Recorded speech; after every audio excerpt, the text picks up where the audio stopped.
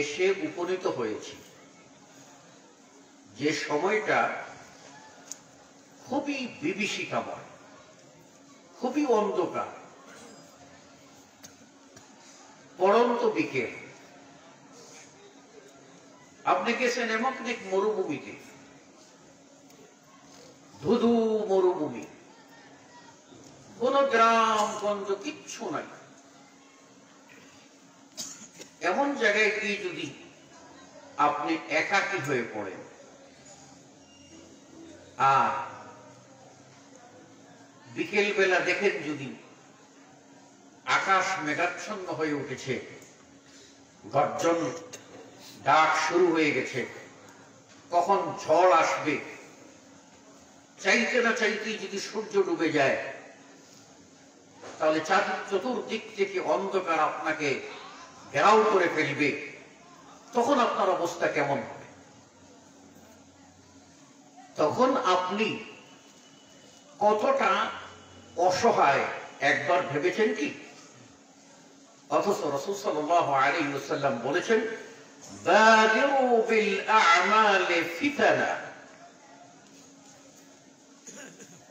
তোমরা ফিতনা ও ফাসাদ এটা যে এমন ভাবে ধেয়ে আসতেছে চতুর্দিক থেকে, ওই ফিতনার যে দ্রুত গতি, সেই গতির চেয়ে তোমার যদি দৌড়ানোর গতি, প্রাণ বাঁচাবার গতি যদি শক্ত না হয়, তাহলে তুমি কিন্তু মার খেয়ে যাবে। কাজেই ফিতনা যেরকম তুফান বেগে আসতেছে, ঝড় সাইক্লোনের বেগে আসতেছে, তুমি ওই ফিতনার মোকাবেলায় আমল দিয়ে, ইবাদত দিয়ে দৌড়ে ঝাঁপিয়ে পড়ো। এমন এক সময় আসতেছে যে মানুষ কি করবে? ইউমসি মুমিনান ওয়া ইউসবিহু কাফিরা, সন্ধ্যাবেলা সে মুমিন, সকাল হতে না হতেই অঘটন ঘটে যাবে, সে কাফির হয়ে যাবে। ওয়া ইউসবিহু মুমিনান ওয়া ইউমসি কাফিরা, সে সকাল অবস্থায় কারো এরকম হবে ইমানদার, বিকাল আসতে না আসতেই সে কাফের হয়ে যাবে। এইরকম হবে যে ইয়াবিউ দীনহু বিআরদিন মিনাদ দুনিয়া, দুনিয়ার সামান্য স্বার্থের জন্য ঈমানকে, দ্বীনকে, ইসলামকে বিক্রি করে দেবে। বলেন তো এখন এইরকম কিছু অবস্থার মধ্যে আমরা আছি না? জোরে বলেন, আছি না নাই? চতুর্দিক থেকে আপনার এইরকম জাহিলিয়াত বা অন্ধকার পুরো সমাজটাকে গ্রাস করার জন্য ফের আসতেছে, আর আমরা ঘুমিয়ে আছি। আমরা ঘুমিয়ে আছি। যদি ঘুমিয়ে থাকি তাহলে কি বাঁচবো? ছেড়ে গেল আজ ঘুম ঘুম ভাব, ছেড়ে গেল আজ ঘুম ঘুম ভাব, হলো তোমরা টুলি, জাগো আবার জাগিয়ে তুল উচ্চ হাকি নবীর বলি। সে ঘুমালে হবে না, জাগতে হবে। এই যে ফাসাদ চতুর্দিক থেকে ধরেছে, আমরা যদি ভালো আলেম খুঁজি, সেই মুত্তাকি পরেজগার আলেম পাচ্ছি না। ভালো ইমাম যদি খুঁজি, সেই হৃদয় নিংড়ানো তেলাওয়াত, ইমানি জজবা খুঁজে পাচ্ছি না। আমরা ভালো ভদ্র মানুষ সমাজে খুঁজি, সমাজে ভদ্র মানুষ খুঁজে পাচ্ছি না। আমরা যদি ভালো একটা যুবক খুঁজতে যাই, সচ্চরিত্রবান যুবক পাচ্ছি না। নিজের ছেলেকে বিয়ে করাতে যাই, দিনদার গুণবতী একজন মেয়ে বাইর করা দুষ্কর হয়ে পড়েছে। আপনি হাটে ঘাটে বাজারে বন্দরে যেখানেই যাবেন, সেখানেই যেন নৈরাজ্যতা, খাই খাই আর হা হা একটি শূন্যতা বিরাজ করছে। এই যে পরিস্থিতি, এই পরিস্থিতি আমাদেরকে দ্রুত দ্রুত অতি দ্রুত কিয়ামতের দিকে ধাবিত করছে। আমরা কোন উম্মত আমরা কিন্তু জানি না। আমরা বলি যে আমরা মুসলিম, কিন্তু আমরা কোন উম্মত এটা জানি না। আমরা এমন উম্মত যে আমাদের পরে আর কোন উম্মত আসবে না। আমরা লাস্ট সর্বশেষ উম্মত। আমাদের প্রতি আল্লাহ যে কোরআন নাযিল করেছেন, এই কোরআনুল কারীম আসমানি যত কিতাব আল্লাহ নাযিল করেছিলেন সব কিতাবের সামারি বা জিস্ট বা সারমর্ম হচ্ছে এই মহাগ্রন্থ আল কোরআন। আমরা সেটা পেয়েছি। আমরা কোন নবীকে পেয়েছি? যে নবী সমস্ত নবী ও রাসূলদের ইমাম, সমস্ত নবী ও রাসূলদের চেয়ে শ্রেষ্ঠ। অন্যান্য নবীরা আসছেন গোত্রভিত্তিক, অঞ্চল ভিত্তিক, কোন একটা অঞ্চলের কোন একটা ভাষা, কিন্তু আমাদের নবী বিশ্ব নবী মুহাম্মদুর রাসূলুল্লাহ সাল্লাল্লাহু আলাইহি ওয়াসাল্লাম এসেছেন কাফাতাল লিন-নাসি বাশীরান ওয়া নাযীরা, সমগ্র পৃথিবীর সব মানুষের জন্য আল্লাহর পক্ষ থেকে জান্নাতের সুসংবাদদাতা এবং জাহান্নাম থেকে সতর্ককারী হিসাবে আবির্ভূত হয়েছেন, দুনিয়ায় এসেছেন বিশ্বনবী মুহাম্মদুর রাসূলুল্লাহ সাল্লাল্লাহু আলাইহি ওয়াসাল্লাম। আমরা কোন নবীর উম্মত হয়েছে আমরা নিজেরা এটাও বুঝতে পারি না। দুনিয়ার ভিতরে কোনো ভালো মানুষ যদি থাকে তাহলে নবী ও রাসূল। কথা ঠিক না বেটা? দুনিয়ার ভিতরে সবচেয়ে ভালো মানুষ ইমানদার থাকে তাহলে নবী ও রাসূলগণ। আর তাদের মধ্যে যদি ভালো থাকেন তাহলে রাসূলগণ। আর রাসূলদের ভিতরে শ্রেষ্ঠ যদি থাকেন তাহলে আল্লাহ বলছেন উলুল আজমি মিনার রাসূল, 5 জন রাসূল হলেন সর্বশ্রেষ্ঠ রাসূল। 5 জন হলেন শ্রেষ্ঠ রাসূল। প্রথম যে নূহ থেকে নিয়ে শুরু করে মুহাম্মদ সাল্লাল্লাহু আলাইহি ওয়াসাল্লাম পর্যন্ত, আদম থেকে শুরু করে নূহ থেকে শুরু করে মুহাম্মদ সাল্লাল্লাহু আলাইহি ওয়াসাল্লাম পর্যন্ত যত নবী ও রাসূল দুনিয়াতে এসেছেন এর সংখ্যা পৃথিবীর কেউ জানে না। আল্লাহ রাব্বুল আলামিন ভালো জানেন। সব নবী ও রাসূলদের ভিতরে 5 জন হলেন শ্রেষ্ঠ রাসূল। এই 5 জনের প্রথম হলেন নূহ আলাইহিস সালাম, একজন নূহ। 2 নম্বর হলেন ইব্রাহিম আলাইহিস সালাম। 3 নম্বর হলেন মূসা আলাইহিস সালাম। 4 নম্বর হলেন ঈসা আলাইহিস সালাম। আর 5 নম্বর হলেন আগমনের দিক থেকে, সিরিলের দিক থেকে আমাদের নবী, আপনার নবী, বিশ্ব নবী মুহাম্মদুর রাসূলুল্লাহ সাল্লাল্লাহু আলাইহি ওয়াসাল্লাম। কিন্তু এই 5 জনের ভিতরে কোন শ্রেষ্ঠ নবী যদি হন, এই 5 জনের ভিতরে শ্রেষ্ঠ হন, তাহলে 5 জনের ভিতরে একমাত্র শ্রেষ্ঠ নবী হলেন আমাদের নবী মুহাম্মদ সাল্লাল্লাহু আলাইহি ওয়াসাল্লাম। এই নবীর মাধ্যমে আল্লাহ রাব্বুল আলামিন ইসলামের পূর্ণতা দান করেছেন। এই নবীর মাধ্যমে আল্লাহ আসমানি বাণী সমূহ নাজিল করার চূড়ান্ত নাজিল করে দিয়েছেন, সমাপ্তি ঘটিয়ে দিয়েছেন। এই নবীর মাধ্যমে নবুয়ত ও রিসালাতের সমাপ্তি এঁকে দিয়েছেন। আর কোন নবী আসবেন না, আর কোন রাসূল আসবেন না, আর কোন আসমানি কিতাব নাজিল হবে না, আর কোন জিবরিল ওহী নিয়ে আসবেন না। চূড়ান্ত নবী হলেন আপনার নবী, আমার নবী, বিশ্ব নবী মুহাম্মদ সাল্লাল্লাহু আলাইহি ওয়াসাল্লাম। রাসূল সাল্লাল্লাহু আলাইহি ওয়াসাল্লাম বলছেন, শোনো আমার দৃষ্টান্ত কিরকম?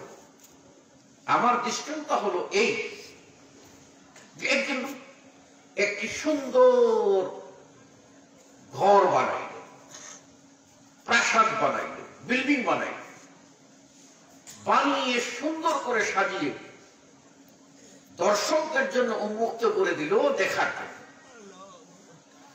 জনগণ আসে আর দেখে, যারা আসে আর ঘুরে দেখে, দেখে যে এত সুন্দর চমৎকার বিল্ডিং, কিন্তু কোনায় এক জায়গায় একটা ছোট্ট একটা ইটের জায়গা ফাঁকা, পুরা সুন্দরকে অসুন্দর করে দিয়েছে একটি জায়গা।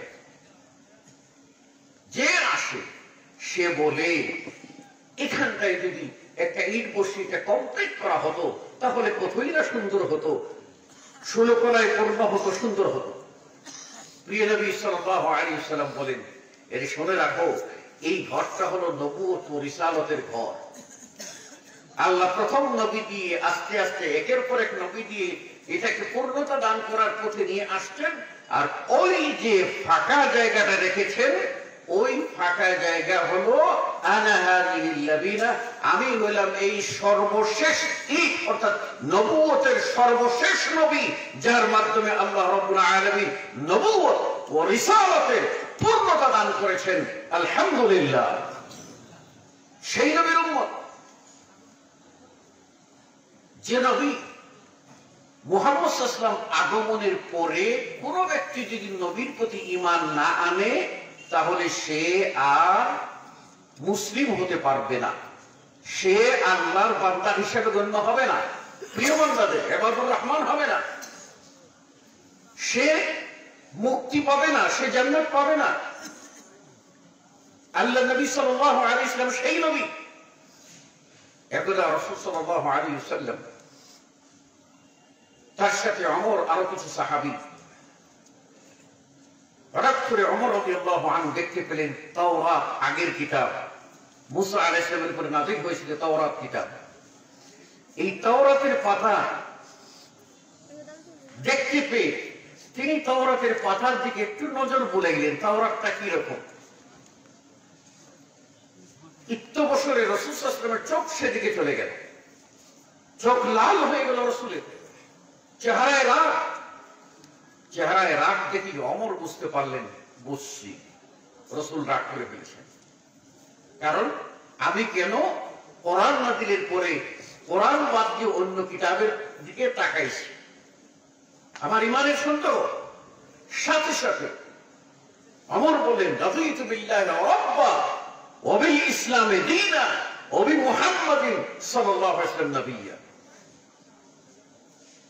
আল্লাহ রাসূলকে শান্ত করার জন্য বললেন, আমি আল্লাহকে রব মেনে, আল্লাহকে ইলাহ মেনে, আল্লাহকে মাবুদ মেনে, আল্লাহকে উপাস্য মেনে, আল্লাহ রাব্বুল আলামিন আমার খালিক ও মালিক মেনে তার প্রতি যে ঈমান এনেছি, বলেছি লা ইলাহা ইল্লাল্লাহ, সেই কথার উপরে আমি সন্তুষ্ট, আমি এর উপরেই প্রতিষ্ঠিত আছি।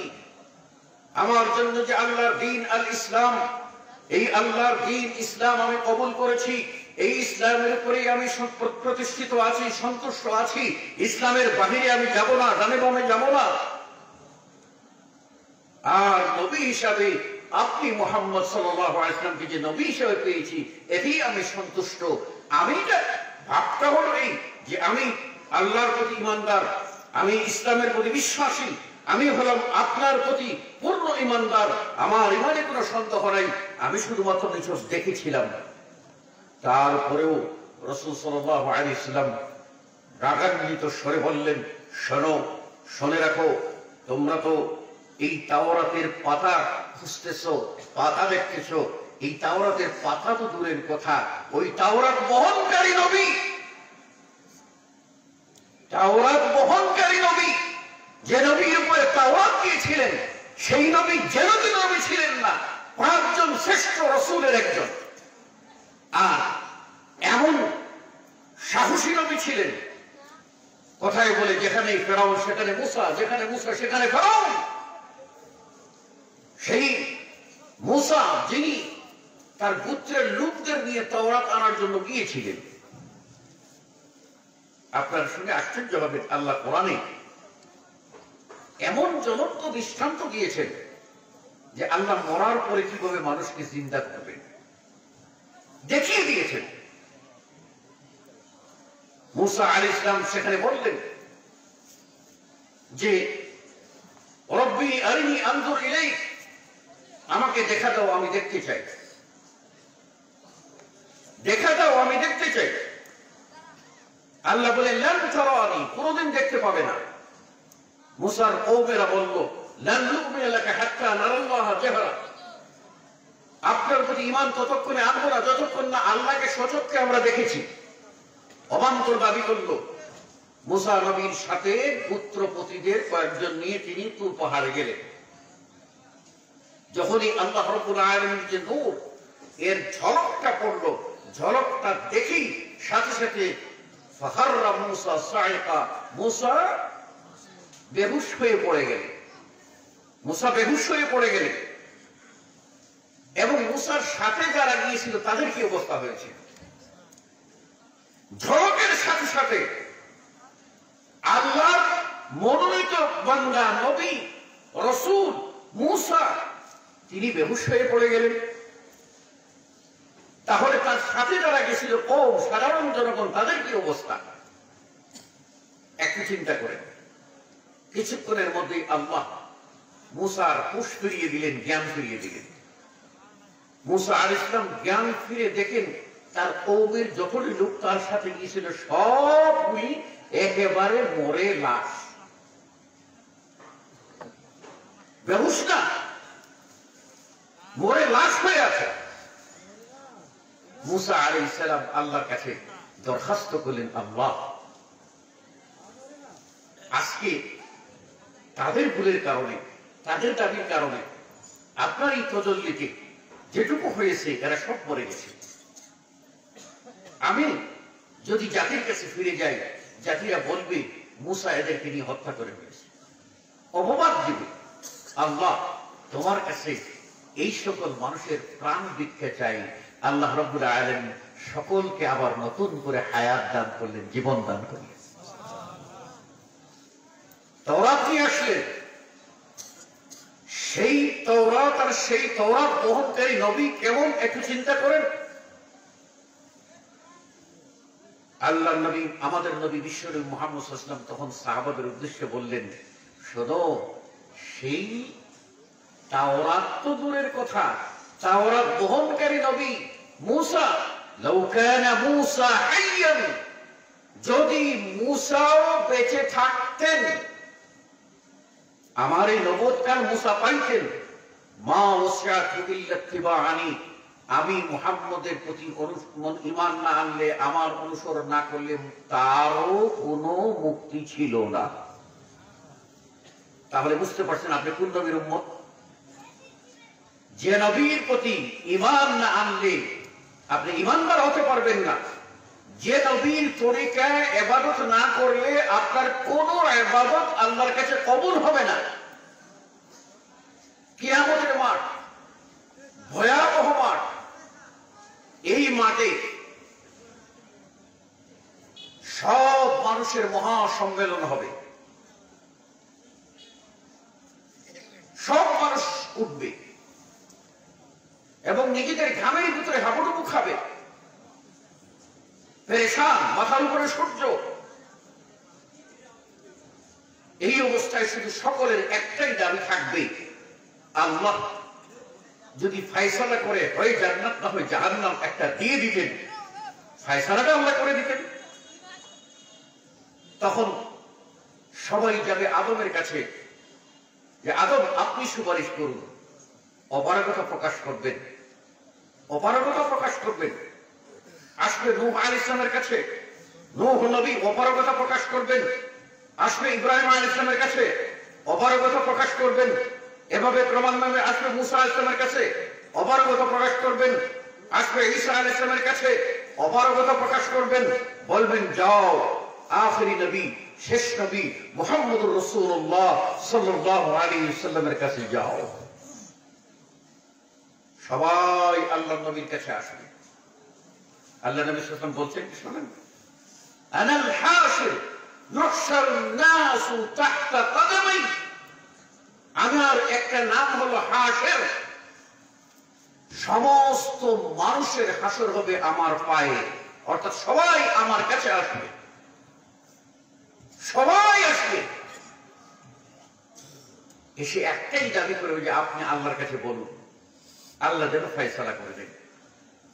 মহানবী সাল্লাল্লাহু আলাইহি ওয়াসাল্লাম তখন এদের দাবি প্রত্যাখ্যান করবেন না, তিনি বলবেন আনাল্লাযী হাযা আনাল্লাযী হাযা, এই কাজটা আমার, এই কাজটা আমার।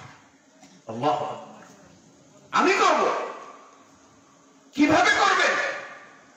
কারণ আল্লাহ বলে দিয়েছেন মান যাল্লাযী ইয়াশফা'ু ইনদাহু ইল্লা বিইযনি, ওই কঠিন দিনে আল্লাহর অনুমতি ছাড়া কেউ আল্লাহর কাছে সুপারিশ করতে পারবে না, কেউ কথা বলতে পারবে না। সুতরাং এই অবস্থায় আল্লাহর অনুমতির প্রয়োজন। বিশ্বনবী মুহাম্মদুর রাসূলুল্লাহ সাল্লাল্লাহু আলাইহি ওয়াসাল্লাম সিজদায় পড়ে যাবেন আর আল্লাহর কাছে কাঁদতে থাকবেন।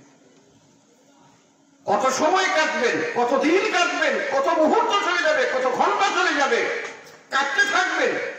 কারণ সেই দিন দুনিয়ার এই দিনের হিসাবে মিকদারু 50,000 সানা, 50,000 বৎসরের সমান হবে একদিন। একদিন কিয়ামত, ওই হাসরের দিন 50,000 বৎসরের সমান, এত লম্বা দিন হবে। নবী সিজদায় পড়ে কাঁদবেন, অনুমতি চাইবেন, তখনই আল্লাহ রাব্বুল আলামিন দয়া হবে। যখন দয়া হবে তিনি আল্লাহ নবীকে ডাক দিয়ে বলবেন ইরফা রাসাকা ইয়া মুহাম্মদ, মুহাম্মদ তোমার মাথা উঠাও। কে বলবেন? জোরে বলেন, কে বলবেন? কাকে বলবেন? মুহাম্মদ সাল্লাল্লাহু আলাইহি ওয়াসাল্লামকে। আপনার নবীকে, আমার নবীকে। ইরফা রাসাকা ইয়া মুহাম্মদ, মুহাম্মদ তোমার মাথা উঠাও। সাল তুতা, তুমি সওয়াল করো, তুমি নিবেদন করো, তুমি আবেদন করো, তুমি দরখাস্ত করো, তুমি ফরিয়াদ করো, তুমি দাবি জানাও। তুতা, তোমাকে দেওয়া হবে। শাফির তুশাফা, তুমি সুপারিশ করো, তোমার সুপারিশ মঞ্জুর করা হবে, তোমার দাবি পূরণ করা হবে। উঠো, আর কাঁদতে হবে না, এবার চাও, কি চাও? এই নবী হলেন আমার নবী, বিশ্ব নবী মুহাম্মদুর রাসূলুল্লাহ সাল্লাল্লাহু আলাইহি ওয়াসাল্লাম। হায় হায় হায় হায়, আমরা নবীকে চিনি না। নবী সাল্লাল্লাহু আলাইহি ওয়াসাল্লাম কিয়ামতের মাঠে মানুষেরা পেরেশান, বিচার শুরু হবে, পেরেশান পেরেশান হয়ে যাবে, সব নফসি নফসি করে কাঁদতে থাকবে। একমাত্র নবী, আমাদের নবী, তিনি কিন্তু উম্মত দরদী হয়ে থাকবেন। কিয়ামতের মাঠে আল্লাহ নবীকে একটা বিশেষ পুরস্কার দেওয়া হবে, যা কোনো নবীকে দেওয়া হবে না, যেটা আল্লাহ কোরআনে ঘোষণা করে দিয়েছেন। সেটা কি? আল কাউসার। কি বলেছেন? আল কাউসার। কাউসার নামক একটা ঝর্ণা, একটা নদী। এই কাউসার নামক ঝর্ণাটা কিরকম? আল্লাহ নবী সাল্লাল্লাহু আলাইহি ওয়াসাল্লাম বলছেন এর পানিটা হচ্ছে আবিয়াদু মিনাল লাবান, দুধের চেয়ে অধিক সাদা, ও আহলা মিনাল আসাল, মধুর চেয়ে অধিক মিষ্টি। ওর যে পেয়ালা, যেই পাটি দিয়ে পান করানো হবে, আল্লাহু আকবার আল্লাহু আকবার, একটা পেয়ালা দুনিয়া এবং দুনিয়ার ভিতরে যা কিছু আছে তার চেয়ে মূল্যবান হবে একটা পেয়ালা। আল্লাহ নবী সাল্লাল্লাহু আলাইহি ওয়াসাল্লাম বলছেন শোনো, সেই দিন যারা আমার এই হাউস থেকে পানি পান করবে, আমি কি কোন নবী? আনা ফারাতুকুম, আমি তোমাদের আগে গিয়ে হাউজের কাছে গিয়ে তোমাদেরকে ইস্তেকবাল করার জন্য, স্বাগত জানানোর জন্য আমি অপেক্ষায় থাকবো। আমার উম্মতেরা আসবে, আমি তাদেরকে স্বাগত জানাবো, আমার হাউস থেকে তাদেরকে পানি পান করাবো। হাউজের কাছে নবী যাবেন, নবী সাল্লাল্লাহু আলাইহি ওয়াসাল্লামের হাউস থেকে যারা পানি পান করবে এক পেয়ালা, আল্লাহ নবী সাল্লাল্লাহু আলাইহি ওয়াসাল্লাম বলছেন এক পেয়ালা পানি পান করলে, এক ডুব পানি যেটা পান করবেন, এটার বরকত এত বেশি, এটার বরকত এত বেশি, এটার বরকত এত বেশি যে এক ডুব পানি পান করলেই, এক পেয়ালা পানি পান করলেই 50,000 বছর চলে যাবে, আর পিপাসা লাগবে না, তৃষ্ণা লাগবে না। সেই মর্যাদা আল্লাহ দিয়েছেন কাকে? আমার নবীকে। তো মনে রাখবেন, একটি নোট বলে যাই, যারা আল্লাহর নবীর নাম নেবে কিন্তু নবীর তরিকা মতো আমল করবে না। নবীর নাম নেবে, নবীর মতো সালাত আদায় করবে না। নবীর নাম নেবে, নবীর মতো রোজা রাখবে না। নবীর নাম নেবে, নবীর মতো যাকাত দেবে না, দান খয়রাত করবে না। নবীর নাম নেবে, নবীর মতো হজ করবে না। নবীর তরিকার বাইরে চলবে, নিজের ইচ্ছা মতো সালাত আদায় করবে, ইচ্ছা মতো নামাজ আদায় করবে, যে নামাজটার সাথে রাসূলের নামাজের কোনো মিল নাই, রাসূলের সাথে আপনার কোনো সম্পর্ক নাই। উজু করেছে রাসূলের তরিকায়, কিয়ামতের মাঠে তাদের চেহারাগুলি একেবারে লাইটের মতো চমকাতে থাকবে। আর তারা মনে করবেন আমরা উম্মতে মুহাম্মদী, নাজাত পেয়ে যাব। এগিয়ে যাবেন, এগিয়ে যাবেন, হাউজে কাউসারের দিকে যাবেন, হাউজে কাউসারের দিকে যাবেন।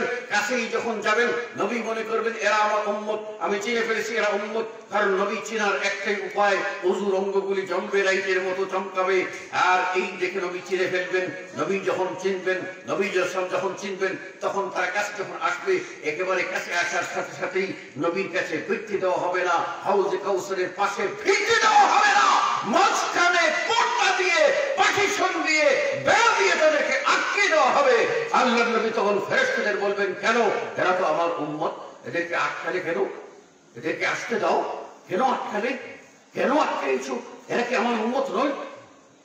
তখন নবী সাল্লাল্লাহু আলাইহি ওয়াসাল্লামকে জবাব দেওয়া হবে, হ্যাঁ, এরা আপনার উম্মত বলে দাবিদার। এরা উম্মত বলে দাবি করত, আপনার উম্মত নয়, উম্মত বলে দাবি করত। কি করেছে?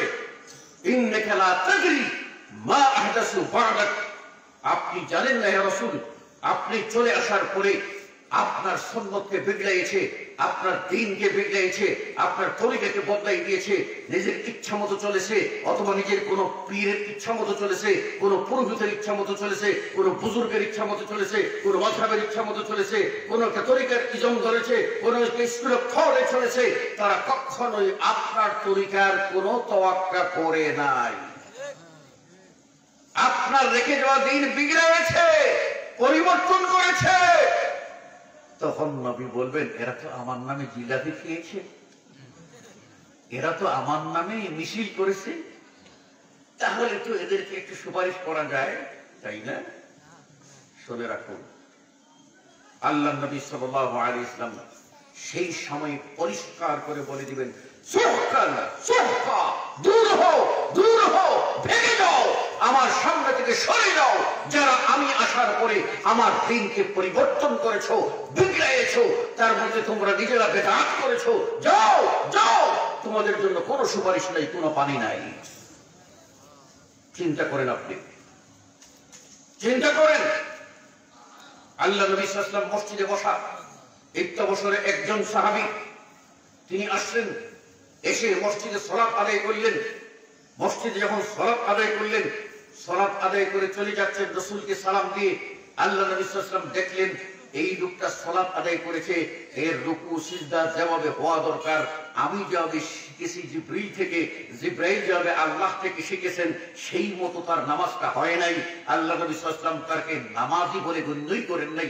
আল্লাহ নবী বললেন, ইরজি' ফাসাল্লি ফাইন্নাকা লাম তুসাল্লি, যাও ফিরে, তুমি গিয়ে সালাত আদায় করো, তুমি নামাজ পড়োই নাই, যাও। লোকটি মনে করলো আমার বোধে ভুল ভ্রান্তি হয়েছে, আমি সংশোধন করে নেই, আমি সংশোধন করে নেই। আবার গিয়ে চেষ্টা করলো, আবার গিয়ে চেষ্টা করলো, পরপর 3 বার চেষ্টা করে ব্যর্থ, ফিরে আসছে।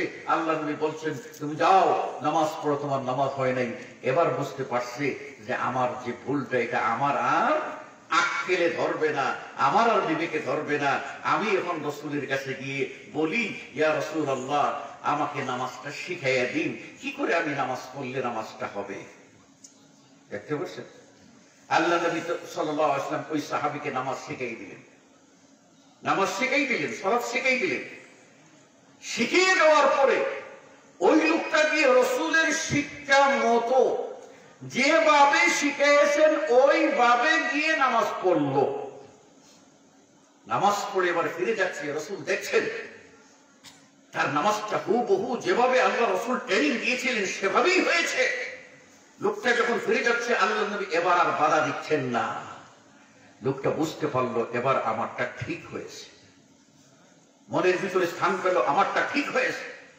এবার মনোবল চাঙ্গা করে রাসূলের কাছে এসে বলছে, ইয়া রাসূলুল্লাহ, ওয়াল্লাযী নাফসি বিয়াদি, ওই সত্তার কসম যার হাতে আমার জীবন, ওই যার হাতে আমার জীবন, ওই মহিয়ান গরিয়ান পরাক্রমশালী আল্লাহ জাল্লা ওয়া আলার নামে কসম খেয়ে বলছি, আপনি আমাকে যেভাবে শিখিয়েছেন এই পদ্ধতিতেই আমি নামাজ পড়ব, এই পদ্ধতিতে সালাত আদায় করব। আমার জীবনে আমি মাতবরি করব না, এর ভিতরে কিছু বাড়াবো না, ইচ্ছা করে কিছু বাদও দেব না। যেভাবে শিখিয়েছেন ওইভাবেই আমি চলব। শপথ করে লোকটা যখন চলে যাচ্ছে, লোকটা যখন বের হয়ে যাচ্ছে, একটু আড়াল হয়ে গেল।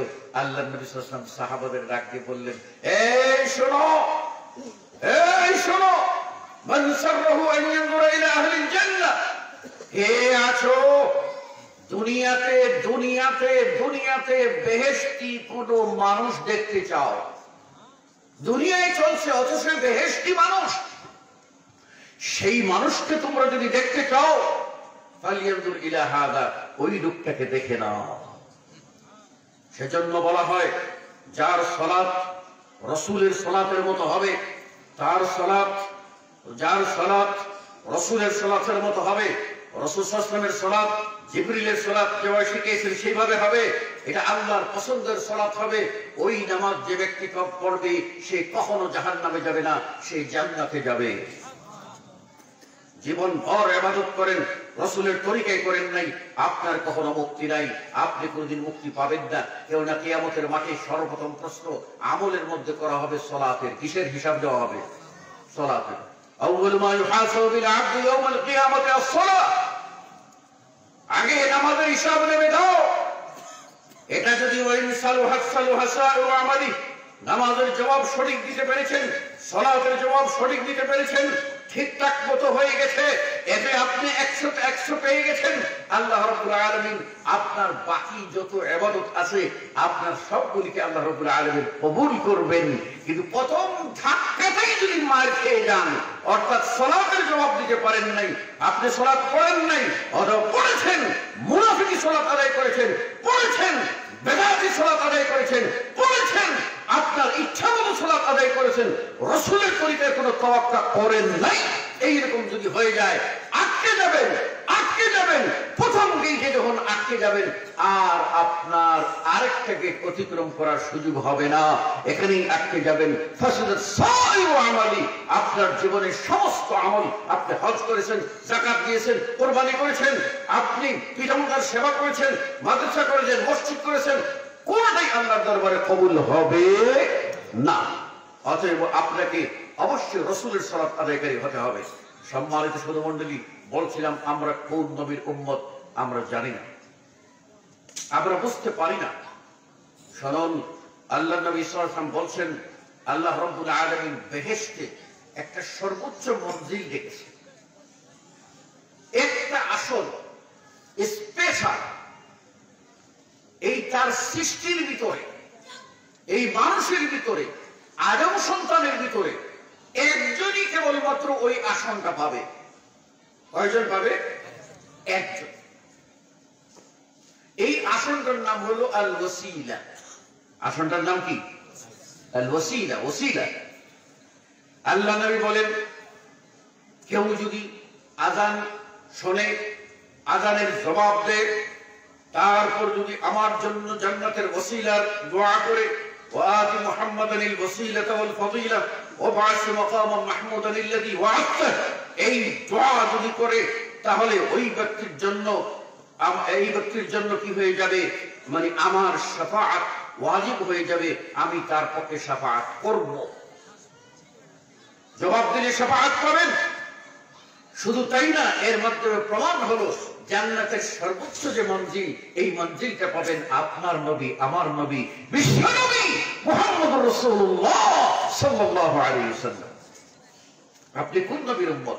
কয়েক মিনিটে চলে যাব আমি প্রশ্নে। কোন নবীর উম্মত আপনি খেয়াল করেছেন? যে নবী সর্বপ্রথম বেহেশতের দরজায় গিয়ে টুকা দেবেন, খোলো, তখন দারওয়ান বলবে, কে আপনি? বলে, আমি মুহাম্মদুর রাসূলুল্লাহ। মুহাম্মদুর রাসূলুল্লাহ বলা মাত্রই বেহেশতের দারওয়ান বলবে, আপনাকেই সর্বপ্রথম খুলে দিতে আমি আদেশ প্রাপ্ত হইয়াছি, আপনার আগে কোনো মানুষের জন্য বেহেশতের দরজা খোলার অনুমতি নাই। সেই নবীর উম্মত আপনি, নবীর তরিকা মানবেন না? নবীর তরিকা মানবেন, নবীর কথা মতো চলবেন। শুনুন যে আয়াতখানা পড়েছিলাম, আল্লাহ বলছেন ইয়া আইয়ুহাল্লাযীনা আমানু, হে ঈমানদারগণ, কু আনফুসাকুম, তোমরা নিজেদেরকে বাঁচাও, ও আহলিকুম, তোমাদের পরিবারকে। কিসে থেকে বাঁচাবেন? না, জাহান্নাম থেকে, আগুন থেকে, আগুন থেকে বাঁচাবেন। এই আগুনটা কিরকম আগুন? কুদুহান নাস ওয়াল হিজারা, যে আগুনের ইন্ধন হবে, খড়ি হবে, লাকড়ি হবে। লাকড়ি কি হবে? মানুষ আর পাথর, মানুষ আর পাথর। কুদুহান নাস ওয়াল হিজারা, মানুষ আর পাথর ইন্ধন হবে। শুধু মানুষ আর পাথর ইন্ধন? শোনেন, আল্লাহ জাহান্নামকে সৃষ্টি করেছে। সংক্ষেপে বলছি, উত্তরে প্রশ্ন উত্তরে চলে যাবো। জাহান্নামকে সৃষ্টি করেছে আল্লাহ, জাহান্নামকে প্রস্তুত করছেন, প্রস্তুত করেন। এইভাবে দুই প্রকার শাস্তি জাহান্নামে হবে। প্রধান একটা হলো আগুন দিয়ে গরম শাস্তি, আর আরেকটা হলো শীত দিয়ে ঠান্ডা শাস্তি। দুটাই আযাব। এই যে এখনকার শীত, কাউকে যদি বলি যে বুক পর্যন্ত পানিতে 5 ঘন্টা বসে দাঁড়িয়ে থাকবো, হ্যাঁ, একেবারে হালুয়াটাই। সুতরাং বুঝতে হবে আল্লাহ রাব্বুল আলামিন এই জাহান্নামকে একবার আগুন জ্বালাইতে জ্বালাইতে জ্বালাইতে এইরকম করে জাহান্নামকে আগুন জ্বালাইতে থাকেন, আর আগুন জ্বলতে জ্বলতে জাহান্নামের ভিতরে আগুন আর জাগা হয়। তখন আল্লাহ রাব্বুল আলামিনের কাছে আগুন বলে ইশতাক্কাতিন নার, জাহান্নাম আল্লাহর কাছে বলে আল্লাহ আকালা বাদি বাদা, আমার এক অংশ আরেক অংশকে খেয়ে ফেলতেছে, আমি আর এই আগুনের তাপ সহ্য করতে পারছি না, আমাকে একটু ফয়সালা করুন। আল্লাহ রাব্বুল আলামিন বলবেন, সেই আল্লাহ রাব্বুল আলামিন বলেন, হে জাহান্নাম, তুমি যখন এইরকম অবস্থায় পড়ে যাবে, শুধু একবার তুমি শ্বাস ফেলে দিয়ে, এই একবার যে শ্বাস ফেলে, এই একবার যে দম ফেলে, এই একবার দম ফেলায় সারা পৃথিবীতে যে গরমের তাপটা আসে, এটাই হলো সেই জাহান্নাম থেকে আসা। আবার চূড়ান্ত পর্যায়ে জাহান্নাম গরম হয়ে যাওয়ার পরে আবার আল্লাহ রাব্বুল আলামিন দ্বিতীয় প্রকার ইন্ধন শুরু করবেন, ঠান্ডা। ঠান্ডা থেকে ঠান্ডা, ঠান্ডা থেকে ঠান্ডা, ঠান্ডা থেকে ঠান্ডা, চূড়ান্তভাবে শীতের পর শীত দিয়ে জাহান্নামকে প্রস্তুত করবেন। এইভাবে যখন প্রস্তুত হয়ে যাবে, জাহান্নাম আর ঠান্ডা সহ্য করতে পারবে না, তখন আল্লাহ বলেন তুমি আরেকবার শ্বাস ফেলো। এটাই হলো শীতকাল, সারা পৃথিবীতে ঘুরে ঘুরে আসে সেই শীতকাল। জাহান্নাম কি? জাহান্নাম কি সেটা যদি আমরা একবার জানতাম, এটা বুঝতে পারতাম জাহান্নাম কি, তাহলে আমরা জাহান্নাম থেকে বাঁচার চেষ্টা করতাম। আল্লাহ নবী সাল্লাল্লাহু আলাইহি ওয়াসাল্লাম, শুনুন, নিজে আল্লাহর নবী, তারপরেও তিনি জাহান্নাম থেকে বাঁচার জন্য আল্লাহর কাছে ফরিয়াদ করতেন।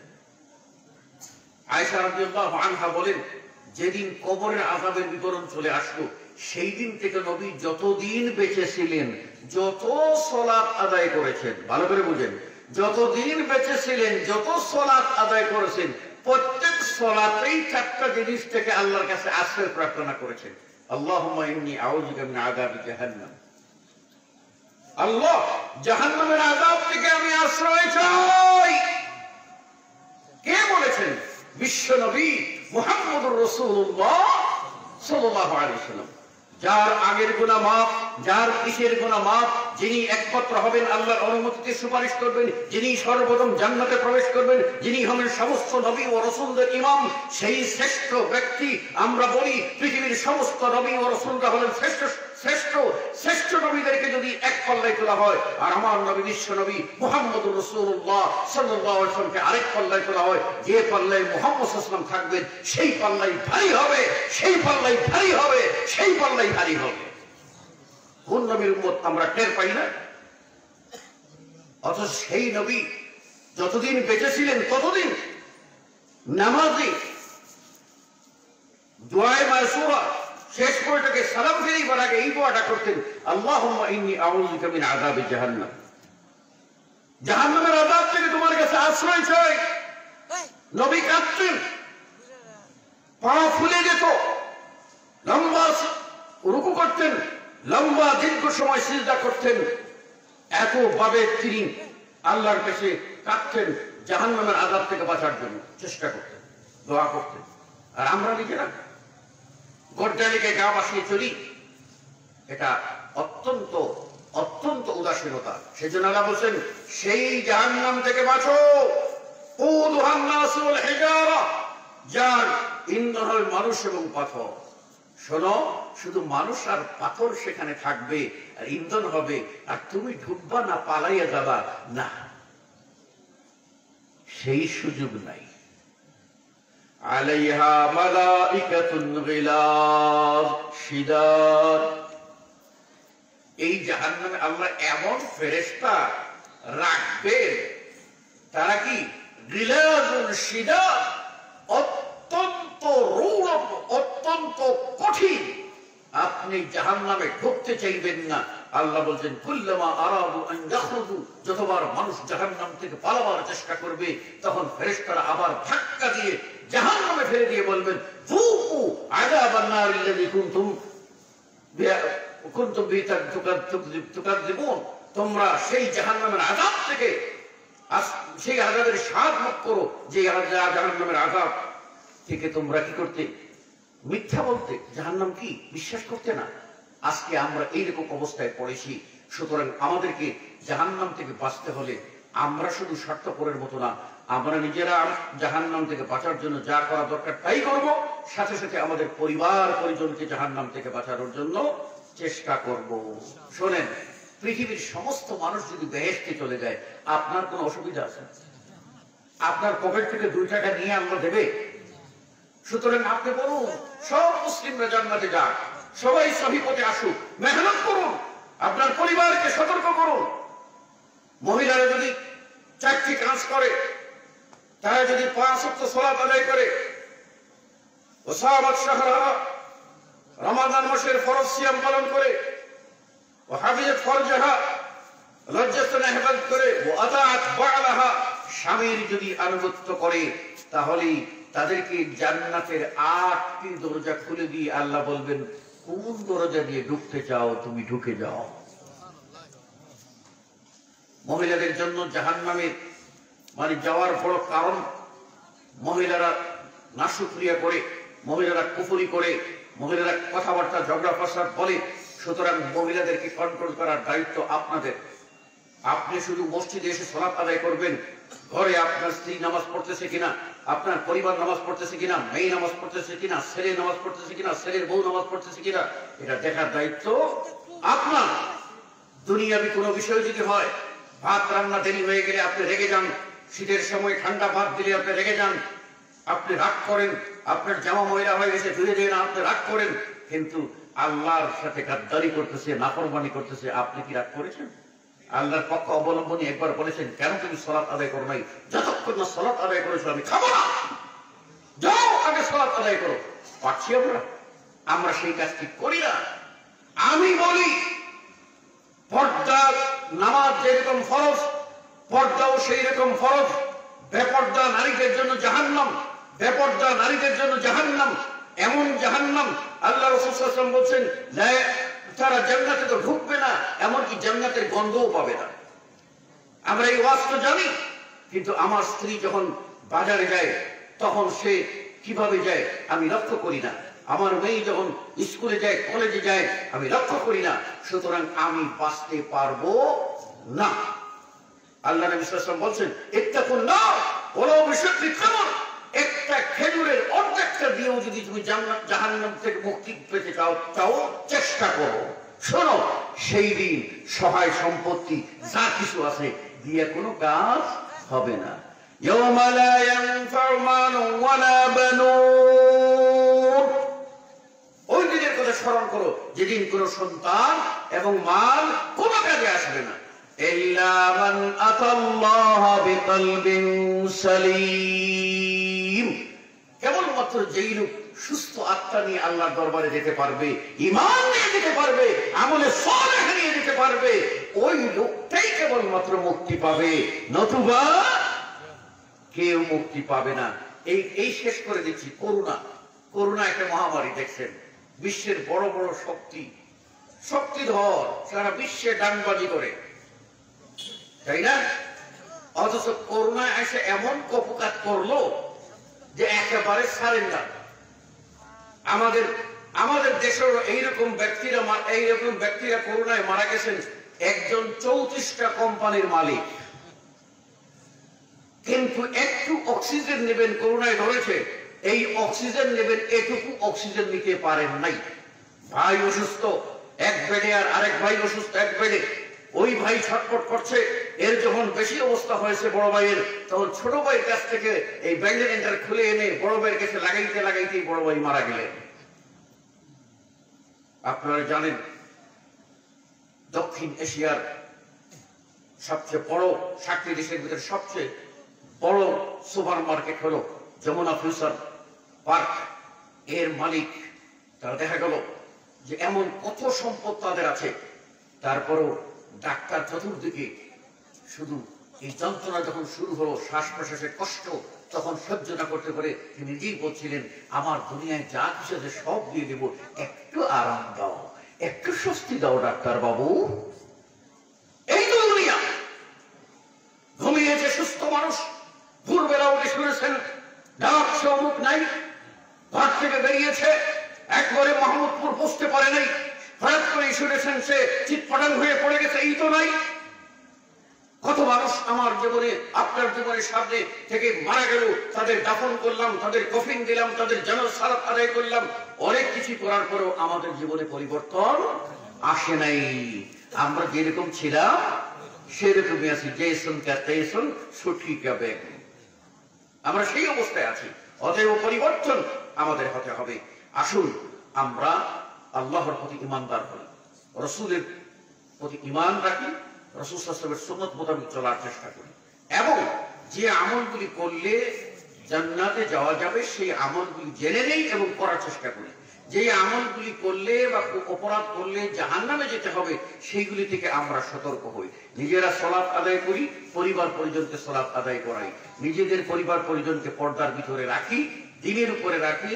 আমরা যেন কখনো আবেগ দ্বারা তাড়িত হয়ে জাহিলিয়াতের মতো কোনো কথা, জাহিলদের মতো কত কথা আমরা যেন আমাদের জবান দিয়ে বের না করি। আল্লাহ আমাদের তৌফিক দান করুন, আমিন। শুধু মণ্ডলী কিছু প্রশ্ন আছে, কয়েক মিনিটে শর্টকাট উত্তর দেওয়ার চেষ্টা করব। তবে আপনারা জানেন যে আমার প্রশ্ন উত্তর দেওয়ার সিস্টেমটাই হলো, যেটা আমার জানা আছে বলবো, যেটা জানা নাই আমি বলবো জানি না। কথা বুঝে আসতেছ? আসুন আমরা একে একে শুরু করি। একজন প্রশ্ন করেছেন, জুমার আজান কয়টা?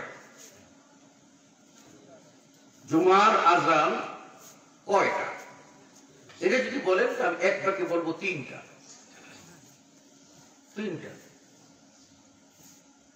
আপনি ওপর রাগ করবেন কেন? তিনটা। একটা হলো প্রথম রাগ যে ওইটা, আরেকটা হলো ইমাম মিম্বরে উঠলে যে আরেকটা, আরেকটা হলো যে জামাত আরম্ভ হওয়ার আগে যে ইকামত দেয়, এটাও আজান হাদিসের ভাষায়। কথা বুঝতে পেরেছেন কিনা? এখন প্রশ্ন হলো রাসূল সাল্লাল্লাহু আলাইহি ওয়াসাল্লাম এর জমানায় কয়টা ছিল? যদি আমরা আজান দ্বারা ইমাম মিম্বরে উঠার পর যে খুতবা শুরুর আগে যে আজান বলি, এটাই ছিল রাসূল সাল্লাল্লাহু আলাইহি ওয়াসাল্লামের জামানার আজান। এটা ছিল আবু বকর রাদিয়াল্লাহু আনহুর জামানার আজান, এটা ছিল ওমর রাদিয়াল্লাহু আনহুর খিলাফত কালের আজান, ওসমান রাদিয়াল্লাহু আনহুর খিলাফত কালে তিনি একটি আজান বাহিরে বাজারে দিয়েছিলেন। এখন এই আজানটা দেওয়ার পর এই আজানটা নিয়ে আমাদের সমাজে এখন বিতর্ক। কেউ বলছেন এটা বেদাতি আজান, তাই না? আর কেউ বলছেন না এটা চলবে। এই তো বিতর্ক। আমরা কি করব? আমরা কোন দিকে যাব? সহজ কথা, এই আজানটা যিনি দিয়েছেন, যিনি অর্ডার করেছেন, তিনি ছিলেন কে? রাসূল সাল্লাল্লাহু আলাইহি ওয়াসাল্লামের সাহাবী। কোন সাহাবী? দুইটা মেয়ে আল্লাহ রাসূলের বিয়ে করার সৌভাগ্য যিনি পেয়েছিলেন, জিন্নুরাইন। এই মেয়ে মারা যাওয়ার, দ্বিতীয় মেয়ে মারা যাওয়ার পরে রাসূল সাল্লাল্লাহু আলাইহি ওয়াসাল্লাম বলেছেন, হায় হায়, যদি আমার আরেকটা মেয়ে থাকতো তাহলে আমি সেটা ওসমানকেই দিতাম। আবার একদিন রাসূল সাল্লাল্লাহু আলাইহি ওয়াসাল্লাম বসে আছেন, শুয়ে আছেন, আবু বকর ঢুকলেন, কথাবার্তা বলে চলে গেলেন, রাসূল এভাবেই আছেন। ওমর ঢুকলেন, কথাবার্তা বলে চলে গেলেন, রাসূল এভাবেই আছেন। ওসমান ঢুকলেন তো রাসূল সাল্লাল্লাহু আলাইহি ওয়াসাল্লাম উঠে বসে গেলেন। তাকে বলা হলো, আরে আবু বকর আসলেন তখন আপনি এরকম করলেন না, ওমর আসলেন তখনও করলেন না। বলে, শোনো, এই হলো সেই ওসমান যাকে আল্লাহ রাব্বুল আলামিন স্বয়ং তিনি লজ্জা করেন, অর্থাৎ তাকে, তার লজ্জাকে সম্মান করেন। কথাটা বুঝতে পেরেছেন কিনা? তো ওসমান রাদিয়াল্লাহু আনহু দিয়েছেন।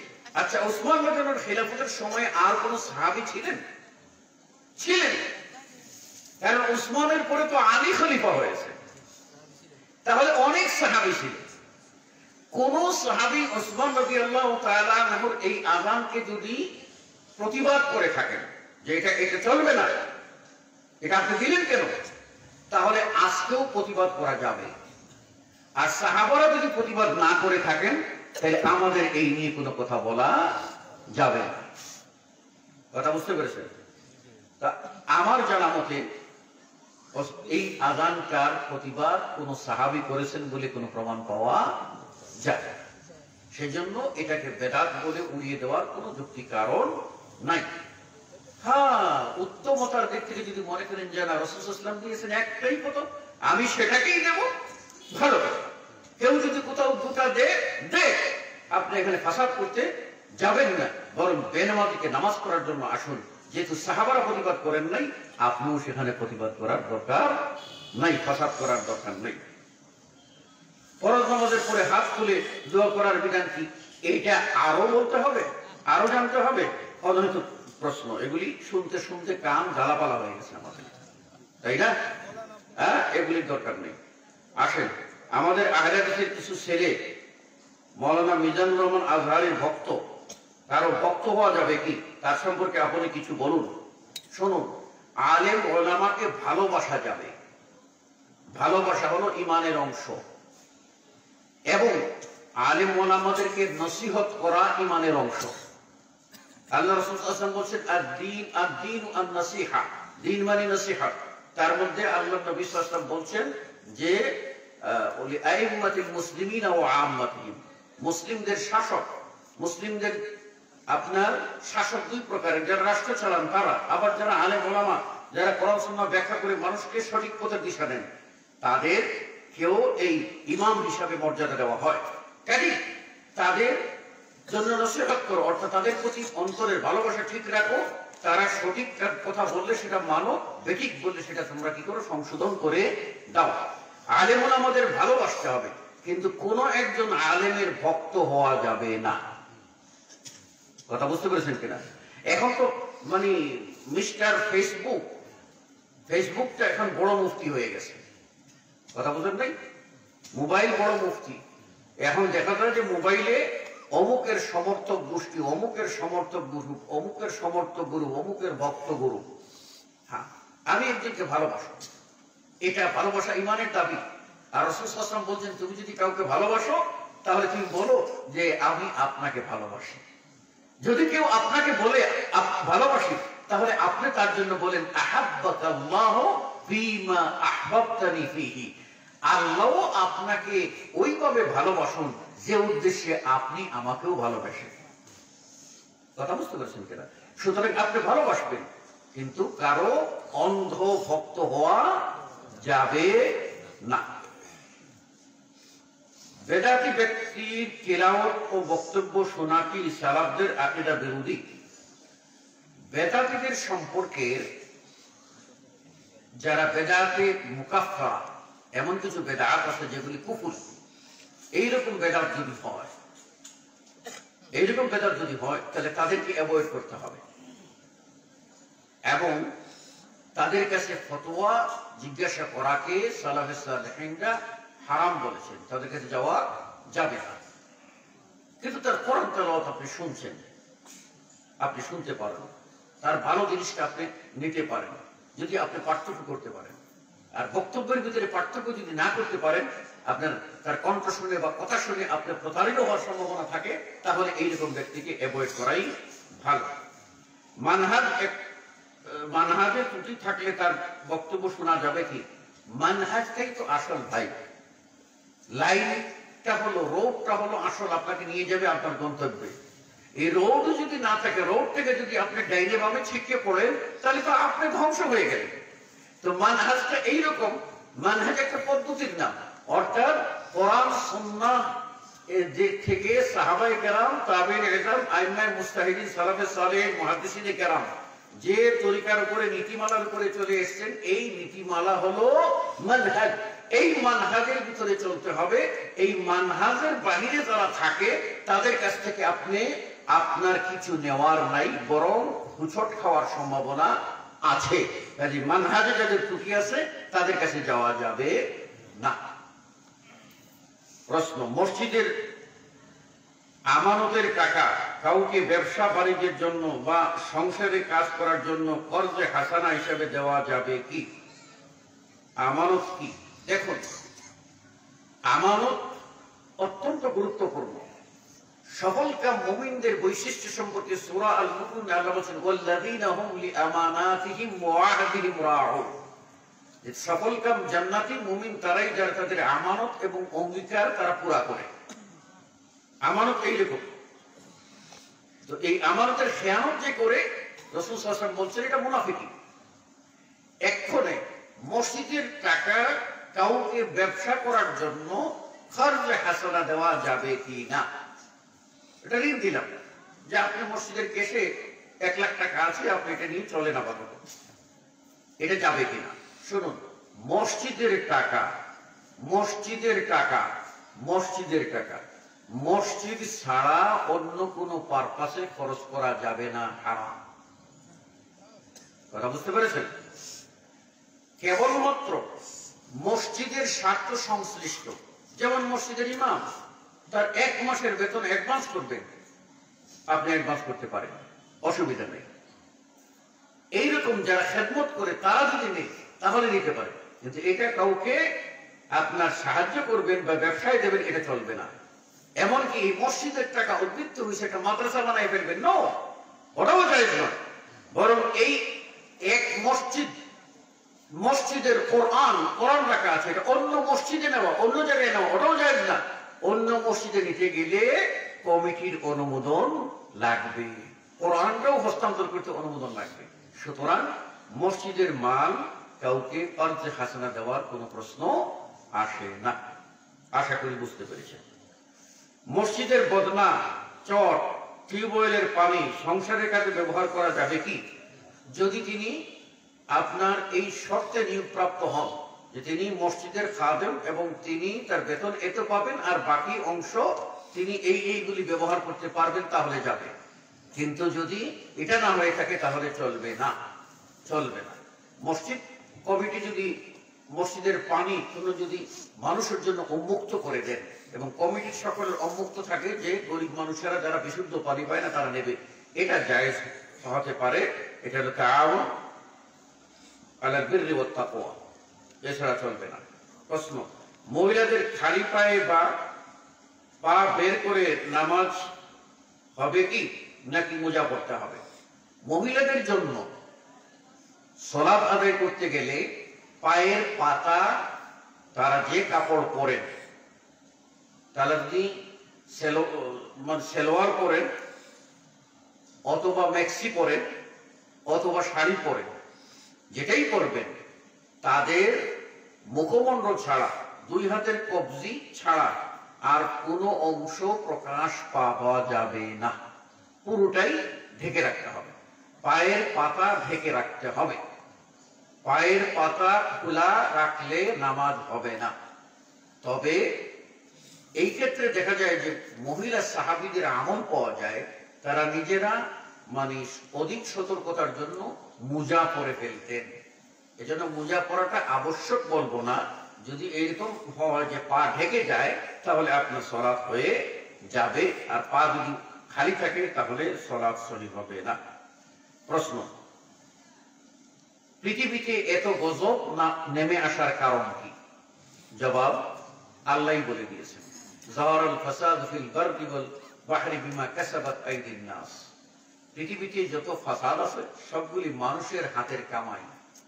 আচ্ছা, চুরি করলে আরেকজনের মাল নষ্ট হয়ে গেল, ডাকাতি করলে নষ্ট হয়ে গেল, আরেকজনের জীবন, একজনকে খুন করলে তার অধিকার নষ্ট হলো। এই সব যে বিপর্যয়, এগুলি কি কে করে? মানুষেরাই করে। মানুষের কারণেই আযাব ও গজব নেমে আসে। মানুষের কারণে অনাবৃষ্টি, খরা দেখা দেয়, মানুষের কারণে বৃষ্টি দেখা দেয়। আল্লাহ রাব্বুল আলামিন কিছু মানুষকে পরীক্ষাও করেন, পরীক্ষা করেন। সুতরাং এই আযাব ও গজবের কারণগুলি হলো মানুষের অপরাধ। এই অপরাধ থেকে বাঁচার জন্য এই যে একটা বৃষ্টি প্রার্থনার জন্য সলাতুল ইস্তিসকা মানে কি? আল্লাহর কাছে বৃষ্টি চাইবেন, আপনি তওবা করবেন। আপনার অপরাধ কোথাও হয়েছে, সে কারণে বৃষ্টি পাচ্ছেন না। সুলাইমান আলাইহিস সালাম একবার বের হলেন কিছু সাথী নিয়ে, চলো বৃষ্টি প্রার্থনার জন্য দোয়া করতে যাব, মাঠে যাব। আপনারা কোনোদিন দোয়া করেছেন মানে এইরকম মাঠে গিয়ে? যারা আগের লোক পারবেন, এখন তো আমরা বেশি পণ্ডিত হয়ে গেছি, তাই না? এর দরকার নেই। আগে যেরকম এক বাড়িতে একটা মুরগি পাঠাইলে রাস্তা দিয়ে হেঁটে গেলেও বোঝা গেছে যে এই বাড়িতে মুরগি রাখছে আছে। আর এখন যদি কেউ হাতি কাটে ঘরের ভিতরে খবর পায় না কেউ, এই অবস্থা। যাই হোক, বলছিলাম যে সুলাইমান আলাইহিস সালাম বের হয়েছে সাথীদের নিয়ে সলাতুল ইস্তিসকা মাঠে গিয়ে দোয়া করে। কিছু দূর গিয়ে বলে, চলো আর যেতে হবে না, আর যেতে হবে না, বৃষ্টি পেয়ে যাবে তোমরা। কেন? বলে, আমি দেখেছি একটা পিঁপড়া তার পাগুলি, পিঠটা মাটির দিকে দিয়ে, পাগুলি উপরের দিকে দিয়ে আল্লাহর কাছে কাঁদতেছে, আল্লাহ আমাদের জন্য বৃষ্টি দাও। কথা বুঝতে পেরেছেন? তো এই মানুষের অপরাধের কারণে আযাব ও গজব নেমে আসে। এজন্য ইমাম ইবনে কাসির রাহিমাহুল্লাহ বলছেন যে একজন ভালো মানুষ মারা গেলে পৃথিবী থেকে অনেক রহমত চলে যায়, অনেক কিছুই এখানে যুক্ত থাকে। আর কোন ফাসিক ও ফাজের দুষ্ট লোক মারা গেলে পৃথিবী এবং পৃথিবীতে যত প্রাণী আছে সবকিছু স্বস্তির নিঃশ্বাস ফেলে এবং বলে যে আল্লাহ বাঁচাইছো, এর ষড়যন্ত্র হইতে, এর অপরাধ হইতে আমাকে বাঁচাইছে। সুতরাং এজন্য আযাব ও গজব আসার কারণ থেকে আমাদের সতর্ক থাকতে হবে। প্রশ্ন এবার আমি শর্ট করে ফেলছি। মহিলারা ধর্ষিতা হলে তারা কি জেনাকারীদের অন্তর্ভুক্ত হবেন? না ভাই, জেনা বলা হয় মানে বিবাহ ছাড়া একজন নারী আরেকজন পুরুষের সম্মতিতে যে ব্যভিচার হয় এটাকে বলা হয় জিনা। আর ধর্ষণ সেটাকে বলা হয় যে ওমাস্তুকরিহা আলে, যাকে এই অপরাধের জন্য বাধ্য করা হয়। জবরদস্তিমূলক কারো যদি বাধ্য করে, তাহলে এই ক্ষেত্রে সে ওই জিনাকারিনী বলে বিবেচিত হবে না। যাকে যদি এরকম জবরদস্তি, কিন্তু তার সম্মতি থাকলে অবশ্যই সে জিনাকারিনী হিসাবে অন্তর্ভুক্ত হবে। আমার স্ত্রী চুলে লাল রঙের হেয়ার কালার ব্যবহার করে, এটা কি জায়েজ? চুলে বয়স হলে কালো রং ব্যবহার করে আল্লাহ নবী নিষেধ করেছেন, ইস্তারিবুস সাওয়াদ, কালোটা পরিত্যাগ করো। অপর হাদিসে রাসূল বলেছেন, কেউ যদি খেতাব কালো লাগায় তাহলে সে জান্নাতে যেতে পারবে না। কিন্তু চুল যদি পেকে যায়, দাড়ি যদি পেকে যায়, এটা পুরুষ হোক মহিলা কেউ যদি চায়, তাহলে এটা সাদাটা আপনার এই কালার করতে পারে কালো বাদ দিয়ে। সাহাবারা যেটা দিয়ে কালার করতেন বলে হাদিসে প্রমাণ পাওয়া যায়, একটা হলো হেন্না, যাকে বলা মেহেদি পাতা, আর একটা হলো কেথাম, যেটাকে বলে নাবাত ইয়ামানি একটা গাছ, হতো গাছের পাতা, দুটো মিক্সার করে তারা ব্যবহার করতেন। কাজে এতে বোঝা যায় যে কালো বাদ দিয়ে প্রয়োজনে কেউ যদি ব্যবহার করেন হবে, তবে ওই পার্লার এগুলিতে গিয়ে বেহায়া হওয়া যাবে না, বিরত থাকতে হবে। শিশুদের আকিকা কয় দিনের মধ্যে দিতে হয় জানিয়ে বাধিত করবেন। শিশুদের আকিকা আল্লাহ নবী সাল্লাল্লাহু আলাইহি ওয়াসাল্লাম বলছেন 7ম দিনে, কত নম্বর দিনে? 7 নম্বর দিনে আকিকা করতে হবে। এরপরে 14 দিনের হাদিসটাও দুর্বল, 21 দিনের হাদিসটাও দুর্বল, 7 দিনই আকিকা করতে হবে। এটা হলো সুন্নাত। এখন কোনো ব্যক্তি 7 দিনই আকিকা করতে যদি তার আর্থিক সামর্থ্য না থাকে বা কোনো কারণে না করতে পারে, তাহলে যখন সামর্থ্য হবে তখনই দ্রুত করে ফেলবে। কিন্তু আমি 7 দিনে আকিকা করবো, কিন্তু আমার ছেলে ঢাকায়, ছেলে আসবে আগামীকাল, তাহলে 8ম দিনে করি না, এটা হলো সুন্নতের খেলাফ, এটা করা যাবে না। 7ম দিনই আকিকা করতে হবে। আশা করি বুঝতে পেরেছেন।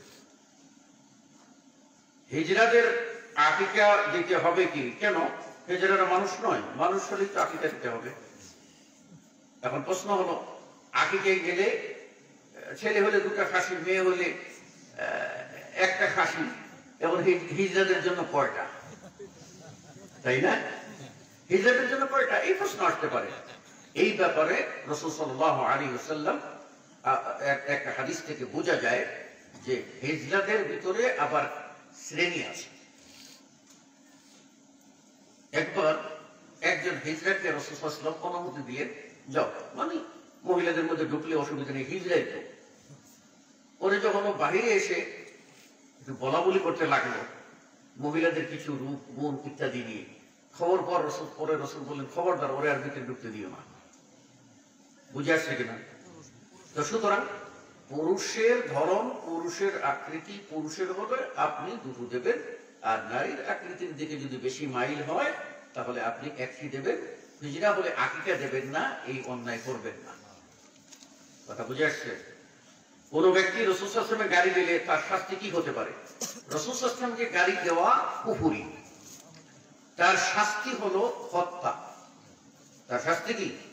হত্যা। এই হত্যার দায়িত্ব হলো দেশের শাসনভার যার, তার হাতে, আপনার আমার হাতে নয়। আপনার আমার হাতে নয়। বুঝতে পেরেছেন? একজন মহিলা সাহাবী এরকম ঘটনা ঘটেছিল যে তার স্বামী এরকম বারবার বিরক্তি করত, রাসূলকে গালি দিত। তখন সহ্য না করতে পেরে তিনি তার স্বামীকে মেরে দিলেন। মেরে দেওয়ার পরে নিহত হয়ে গেল। আল্লাহ নবী সাল্লাল্লাহু আলাইহি ওয়াসাল্লাম আসলেন। আসার পর তিনি জানতে পারলেন কারণ। মহিলা বলল, আমি হত্যা করেছি, আমি আপনাকে গালি দিয়েছি। তখন রাসূল সাল্লাল্লাহু আলাইহি ওয়াসাল্লাম বললেন, দামু, আল্লাহ নবী সাল্লাল্লাহু আলাইহি ওয়াসাল্লাম বললেন, দামু হাদার, এর কোনো বিচার হবে না। তো বিচারক তিনি রায় দিয়েছেন, ফয়সালা দিয়েছেন। কাজেই বিচার ব্যবস্থা, বিচারের কাছে যেতে হবে, শাসকের কাছে। কিন্তু শাস্তি হলো এটা, শাস্তি কার্যকর করার ক্ষমতার দায়িত্ব আপনার আমার নয়। জাতির পিতা ইব্রাহিম আলাইহিস সালাম না শেখ মুজিবুর রহমান না আদম আলাইহিস সালাম? দেখুন, এই প্রশ্নটি একেবারে অপ্রাসঙ্গিক। কেন অপ্রাসঙ্গিক? আল্লাহ রাব্বুল আলামিন আমাদের আদি পিতা আদম দিয়েছেন। আল্লাহ রাব্বুল আলামিন আমাদেরকে দিয়েছেন যে ইব্রাহিম আলাইহিস সালাম, যিনি নবীদের পিতা, আবুল আম্বিয়া, তার সন্তানেরা সবাই নবী হয়েছেন। এমনকি আমাদের নবী মুহাম্মদ সাল্লাল্লাহু আলাইহি ওয়াসাল্লাম ইব্রাহিমের সন্তান। অর্থাৎ ইব্রাহিমের সন্তান হলো 2 ভাগে ভাগ হয়েছে। এক হলো ইসমাইলের বংশে, আর হলো ইসহাকের বংশে। ইসমাইলের বংশে ইব্রাহিম আর পরে হলো ইসমাইল। ইসমাইল এর বংশে আর কোন নবী আসেন নাই। চূড়ান্ত নবী হলেন ইব্রাহিমের বংশের, তার সন্তান একেবারে কাটা একবার লাস্ট হলেন মুহাম্মদ রাসূলুল্লাহ সাল্লাল্লাহু আলাইহি ওয়াসাল্লাম। আর ঈসা পর্যন্ত যত নবী আসেন সব নবী ইব্রাহিম আলাইহিস সালামের দ্বিতীয় ছেলে ইসহাকের সন্তান। কথা বুঝতে পেরেছেন? এটা বলছিলাম। তা এই জন্য ইব্রাহিম আলাইহিস সালামকে বলা হয় আবুল আম্বিয়া।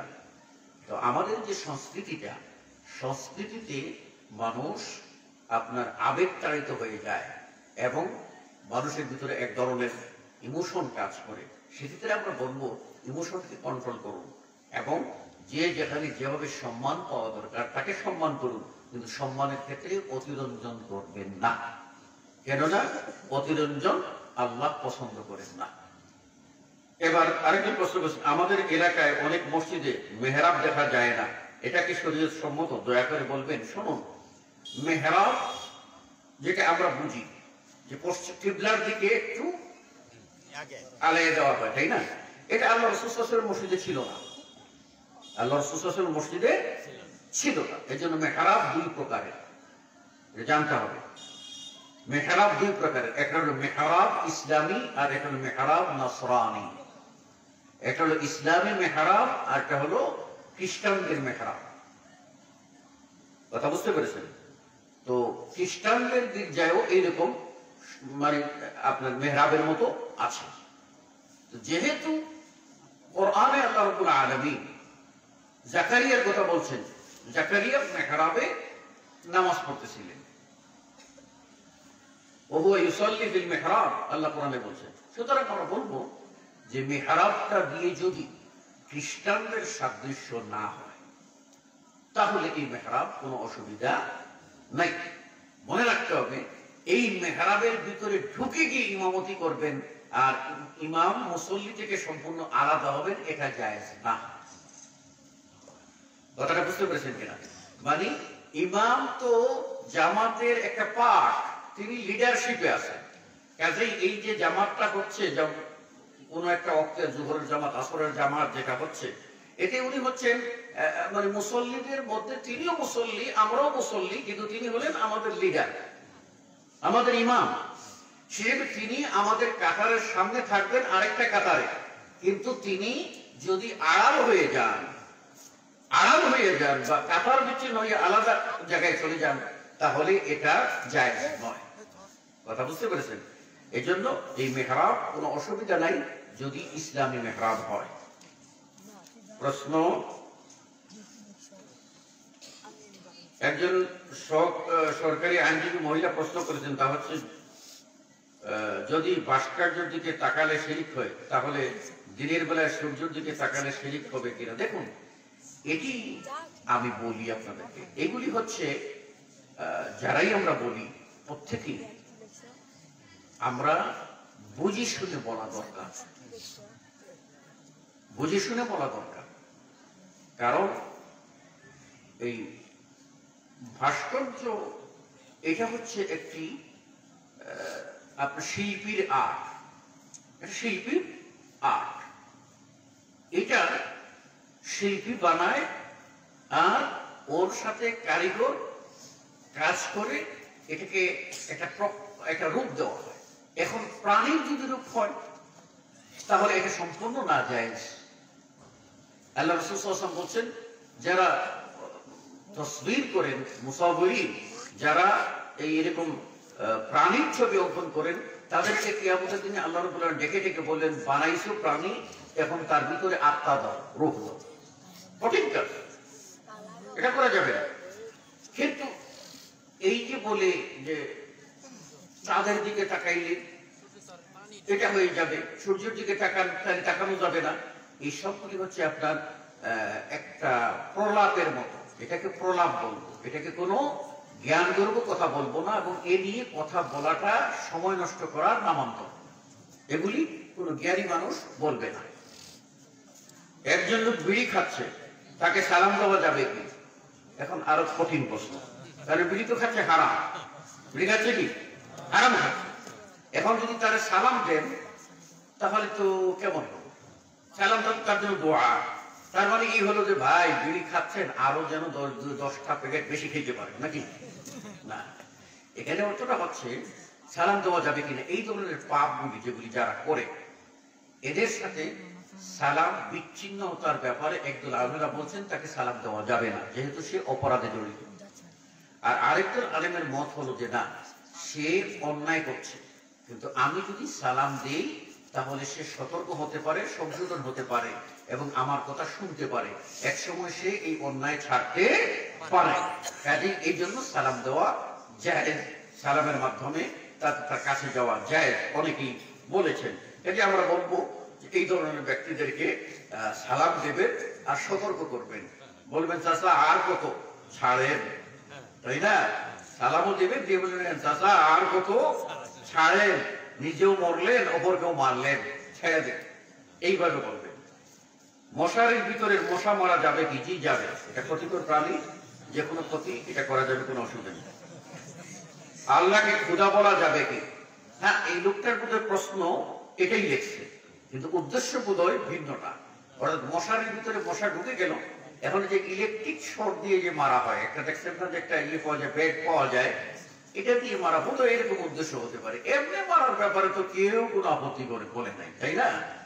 এটা দিয়ে মারা যাবে কিনা? এটা মারা যাবে কিনা? কেন? যে আল্লাহ রাসূল সাল্লাল্লাহু আলাইহি ওয়াসাল্লাম বলেছেন, লা তুআযিবু বিআযাবিল্লাহ, আল্লাহ যে জিনিস দিয়ে শাস্তি দিবেন সেটা হলো আগুন, জাহান্নামে। ওটা দিয়ে তোমরা কাউকে শাস্তি দিও না। এটাকে কেন্দ্র করে অনেকেই বলছেন যে এটা হলো আগুন। না, এটা আগুন নয়, এবং এটি পরীক্ষার মাধ্যমে প্রমাণিত হয়েছে যে এটি একটি হালকা শর্ট, যেমন যেটা আগুন দিয়ে পুড়ে ফেলা হোক ওই রকম জিনিস না। এজন্য বিশেষজ্ঞদের বিশ্লেষণ সামনে রেখে বলা যায় যে এটা মানে কোথাও ব্যবহার করা যায়, কোনো অসুবিধা নাই। প্রশ্ন, আল্লাহকে খুদা বলে বলা যাবে কি? দেখুন, খুদা এটা ফার্সি শব্দ। ফার্সিতে খুদা, এটার উর্দু হলো খুদ জু আ, খুদ জু আ, মানে স্বয়ং যিনি এসেছেন।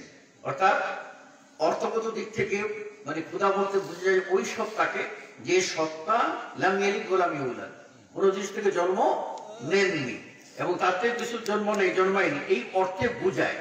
কিন্তু যেহেতু আল্লাহর নাম বলে বলবো, এখানে একটা মূলনীতি মনে রাখতে হবে যে আল্লাহর নাম আল্লাহ রাব্বুল আলামিন কোরআনে যদি বলেন আর রাসূল সাল্লাল্লাহু আলাইহি ওয়াসাল্লাম যদি তার হাদিসে বলেন, তাহলে সেটাই নাম বলে গণ্য হবে।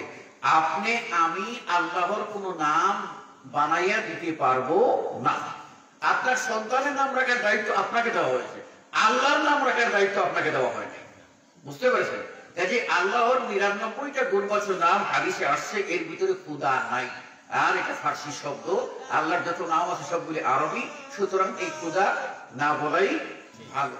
অনেকেই বলবেন যে কয়েকটা প্রশ্ন আছে, এক কথা উত্তর দিই। মৃত ব্যক্তি সামনে রেখে বেশি কথা বলা যাবে কিনা? মৃত ব্যক্তির সামনে রেখে দুটি কথা বলা যায়। একটা হলো এর কোন ঋণ আছে কিনা, ঋণ আছে কিনা। আল্লাহ নবী সাল্লাল্লাহু আলাইহি ওয়াসাল্লাম কে এক জানাজার খবর দেওয়া হলো, এক মাইয়িতের খবর দেওয়া হলো। তো আল্লাহ নবী জিজ্ঞেস করলেন তার কি কোনো ঋণ আছে? বলে হ্যাঁ আছে। ঋণ পরিশোধ করার মতো কোনো মাল রেখেছে? বলে না, কোনো মাল নাই। আল্লাহ নবী বলেন যাও তোমরা জানাজা পড়ে দাও। আল্লাহ নবী ফিরে আসতে চাইলেন, তখন এক সাহাবী বলে ইয়া রাসূলুল্লাহ, আমার এই ভাই ঋণের দায়ে দায়মুক্ত থাকবেন, আমি জিম্মা নিলাম তার সব ঋণ পরিশোধ করে দেব। তখন নবী সাল্লাল্লাহু আলাইহি ওয়াসাল্লাম গেলেন এবং তার সালাত আদায় করলেন। ঋণকে ঘৃণা করছেন, এই জন্য ঋণের বিষয়টা রাসূল জিজ্ঞাসা করেছেন, আপনি জিজ্ঞাসা করবেন। এক। দুই নম্বর হলো সংক্ষিপ্ত কথার উপদেশ। আল্লাহ নবী সাল্লাল্লাহু আলাইহি ওয়াসাল্লাম এক কথায় যেমন বলছেন যে আ'ইদ্দু লিমিসলি হাদা, লাশ খবর রাখছেন, আর আল্লাহ নবী সাল্লাল্লাহু আলাইহি ওয়াসাল্লাম বলছেন আ'ইদ্দু লিমিসলি হাদা, তোমরা প্রস্তুতি গ্রহণ করো, তোমাদেরকে এইভাবে যেতে হবে। এর দ্বারা বুঝে এইরকম কথা।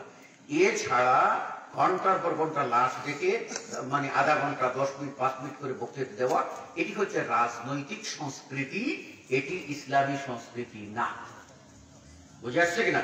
এটা ইসলামী সংস্কৃতি না। দ্বিতীয় প্রশ্ন, কোন ব্যক্তি ইচ্ছা করে মোজা পরে ওযু করতে পারবে কিনা? ইচ্ছা করেই তো মোজা পড়বে, ইচ্ছা ছাড়া মোজা পড়বে কেমন? হ্যাঁ, ইচ্ছা করেই তো মোজা পড়েছে। এখন মোজার উপরে মাসে চলবে কিনা সেটা হলো প্রশ্ন। মোজা পরে ওযু করতে পারবে কিনা? মোজা পরেছে, এখন ওযু যদি করতে চায়, ওযু অবস্থায় মোজা পরে থাকলে মোজা দুটি যদি পবিত্র হয়, মোজা দুইটা পবিত্র হওয়া এবং তার দুখানা পা পবিত্র, অর্থাৎ ওযু করার পরে যদি মোজা পরে, এরপর যদি পরবর্তী কোন সময় তার ওযু ভেঙে যায়, এরপরে ওযু করতে চায়, তাহলে সেই ক্ষেত্রে আল্লাহ রাসূল সাল্লাল্লাহু আলাইহি ওয়াসাল্লাম মোজার উপরে মাসেহ করা সুন্নত বলে দিয়েছেন।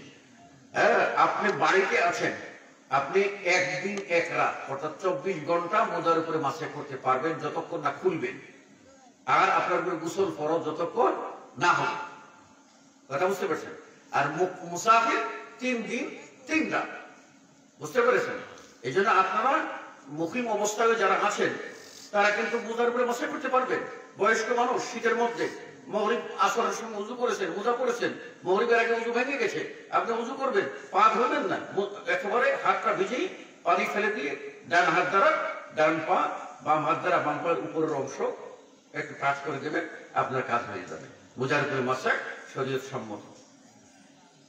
প্রজেক্টরের মাধ্যমে মহিলারা বক্তাদেরকে দেখতে পারবে কিনা এ ব্যাপারে কোনো দলিল আছে কি? দেখুন, বক্তাদের দেখা এটা আপনার শরীয়তে নাজায়েজ বলেনি। কেননা মহিলারা জুমার মসজিদে আসেন, মহিলারা পিছনে নামাজ পড়েছেন, আল্লাহ নবী সাল্লাল্লাহু আলাইহি ওয়াসাল্লাম ইমামতি করেছেন, তাদের কাছে গিয়ে নসিহত করেছেন, পর্দা করেছেন, এগুলি জায়েজ। এখন প্রশ্ন হলো এই প্রজেক্টরের বিষয়টা। প্রজেক্টর হলো আধুনিক একটা প্রযুক্তি। এই প্রযুক্তির সম্পর্কে মিশরের আলেমরা বলছেন যে এটা হলো জাস্ট একটা ছায়া, একটা ছায়া পড়ে, কিন্তু এটা দেখা এমন কোনো মানে নাজায়েজ হওয়ার মতো কোনো কঠিন কিছু না। এটা ফিতনার কোনো কারণ নাই, এজন্য অনেকেই বলছেন যে এটা জায়েজ, চলবে। জর্দা খাওয়া কি জায়েজ? অনেকে মাকরুহ বলেন, সঠিক তথ্য দেবেন। জর্দা খাওয়া হারাম। যারা মাকরুহ বলে তাদেরকে জিজ্ঞেস করছে মাকরুহ মানে কি? মাকরুহ শব্দের অর্থ হলো ওই বস্তু যা শরীয়ত কারাহাত করেছে, ঘৃণা করেছে। শরীয়ত কোরআন সুন্নাহ ঘৃণা করেছে, আপনি এটাকে কি করবেন? চকলেট বানাবেন, মজা করে খাবেন। যেটা ঘৃণা, ঘৃণা, বাস। আপনি এটাকে বলবেন যে এটা হ্যাঁ, এটাও কি যে মানুষের মল, এটাও মানুষের মল, তবে এটা শুকনা মল, আর এটা মানুষের মল একটু পাতলা মল। কথা বুঝতে পেরেছেন কিনা? এই বলে আপনি পার্থক্য করবেন, এগুলি করা ঠিক না। প্রেম করা জায়েজ নাকি না হারাম? প্রেম অবশ্যই অবশ্যই জায়েজ, তবে এটা বিয়ের পরে। বিয়ের আগে বিলকুল হারাম, বিলকুল হারাম, বিলকুল হারাম। সর্বশেষ এক কথা উত্তর দিই, মহিলাদের কি নামাজ পড়ার সময় পায়ে মুজে পড়া আবশ্যক কিনা? এটা আগে চলে গেছে। বিনা অপরাধে কাউকে যদি আসামির কাঠগড়ায় দাঁড় করানো হয়, তাহলে কিয়ামতের দিবসে বাদীর কি অবস্থা হবে? বাদী জালেম হিসেবে গণ্য হবে, এবং তার ইস্তেহারে খাতা হয়ে থাকলে তিনি সেটা আপনার আল্লাহ ক্ষমা করবেন। কিন্তু যদি তিনি জেনে বুঝে করে থাকেন, অবশ্যই অবশ্যই তিনি আপনার জালেম হিসাবে গণ্য হবেন, এবং জালেম হিসাবে তার বিচার অবশ্যই কিয়ামতের মাঠে হবে। কেউ যদি আমার হাঁটা চলা রাস্তায় বন্ধ করে, আমি তাকে বোঝানোর পরেও যদি রাস্তা না খুলে, আমি কি তার রাস্তা বন্ধ করে দেব? দেখুন, আপনার হাঁটা চলার রাস্তা বন্ধ করে দেওয়া এটা জায়েজ নয়। প্রতিবেশী চলার পথ বন্ধ করতে পারবে না। এমনকি রাসূল সাল্লাল্লাহু আলাইহি ওয়াসাল্লাম এটাও বলেছেন যে তুমি ঘর বানাবার সময়ে দেখবে যে তুমি প্রতিবেশীর ঘরে বাতাস প্রবেশ করতে বাধা সৃষ্টি করে এই কাজটাও করবে না। কথা বুঝতে পেরেছেন? বাতাস ঢুকতে বাধা দিয়ে এটাও তুমি করবে না। আর আমরা মানুষকে চলতে দেই না। এই পথ, এই জমিন সবগুলি আল্লাহ রাব্বুল আলামিন আমাকে সাময়িক ভোগ করে দিয়েছেন, এজন্য আমি জুলুম করব? হারাম। প্রতিবেশীর হক এত বেশি যে আল্লাহ রাসূল সাল্লাল্লাহু আলাইহি ওয়াসাল্লাম আপনার এত সতর্ক করেছেন এবং বলছেন ওয়াল্লাহি লা ইউমিন, ওয়াল্লাহি লা ইউমিন, সে ঈমানদার না। প্রতিবেশীকে যে কষ্ট দেয়, কাজেই যে ব্যক্তি প্রতিবেশীকে কষ্ট দেয় সে অন্যায় করছে। এখন আপনি তার জবাবে অন্যায় করবেন কি? না, অন্যায়ের জবাব অন্যায়কে দেওয়া ঠিক না। তিনি গুনাহগার হচ্ছেন, আপনি ওপেন রাখবেন। আশা করি বুঝতে পারছেন। আমার দুটি সন্তান আছে, কিন্তু আমার স্ত্রী আর সন্তান নিতে চায় না, কারণ দু সন্তানের খরচ যোগাতে কষ্ট হচ্ছে। খরচ কিন্তু কারো বাবার কবিল থেকে আসে নাকি? আল্লাহ রাব্বুল আলামিন বলেন ইন্নাল্লাহু হুয়া রাজ্জাকু যুল কুওয়াতিল মাতিন। আরে মিয়া, রিজিক দেই আমি। আল্লাহ বলেন লা তাকুলু আওলাদাকুম খাশিয়াতাল ইমলাক, খাবার দিতে পারবে না, তোমার সাথে খাবে, ভাগ দিতে পারবে না, এই জন্য সন্তানকে হত্যা করিও না। কাজেই কোনো নারীর অধিকার নাই বলা যে সে আর দুটির বেশি সন্তান নেবে না বা একটির বেশি সন্তান নেবে না, এটা বলার কোনো অধিকার নাই। আমার কাছ থেকে 3 মাসের কথা বলে একজন 2 লাখ টাকা ধার নিয়েছে, কিন্তু 3 বছর হলো দিতেছে না। এখন টাকাটা কি করবেন? আপনি আদায় করার চেষ্টা করুন। যদি তার দেওয়ার সামর্থ্য না থাকে, তাহলে তাকে ক্ষমা করে দিন। ক্ষমা করে দিলে আপনি ডবল নেকি পাবেন এবং সদকা হবে। আর যদি আদায় আপনার সামর্থ্য থাকে আর না দেয়, তবে সেটা আপনার ইখতিয়ার, আপনি ক্ষমা করতে পারেন অথবা এটা আল্লাহর কাছে চাইতে পারেন। এই পর্যন্ত আমরা কথা বললাম। আল্লাহ রাব্বুল আলামিন আমাদের সকলকে মাফ করুক। হাদা ওয়া ইনদি ওয়াল ইলমু ইনদাল্লাহ। আমি আপনাদের সকলকে একটা কথা বলছি যে আমার মাদ্রাসার নাম শুনেছেন জামিয়া দারুল হাদিস আল আরাবিয়া, যেটা গাজীপুর বোর্ডবাজারে, এটা কওমি মাদ্রাসা। এখানে যদি কেউ মিজানুস সরফ থেকে নিয়ে হেদায়েতুল্লাহ পর্যন্ত পড়তে পারে তাহলে সুন্দর করে আরবি শিখবে। আমাদের মাদ্রাসার ছাত্ররা বুলুগুল মারাম এবং মিশকাত কমপ্লিট করছে। এবছর আমরা তিরমিজি খুলবো জানুয়ারি থেকে, এবং সুন্দর করে ইবাদত করতে পারছে। আমি আশা করছি যে আপনাদের এলাকার ছাত্র যারা ঢাকায় থেকে পড়তে চায় আপনারা আমাদের সাথে যোগাযোগ করবেন এবং এই মাদ্রাসাটির জন্য প্রচার করবেন। আর আপনাদের এই মাদ্রাসার জন্য খায়ের মঙ্গল কামনা করে বিদায় আরজ করছি। আসসালামু আলাইকুম ওয়া রাহমাতুল্লাহি ওয়া বারাকাতুহু।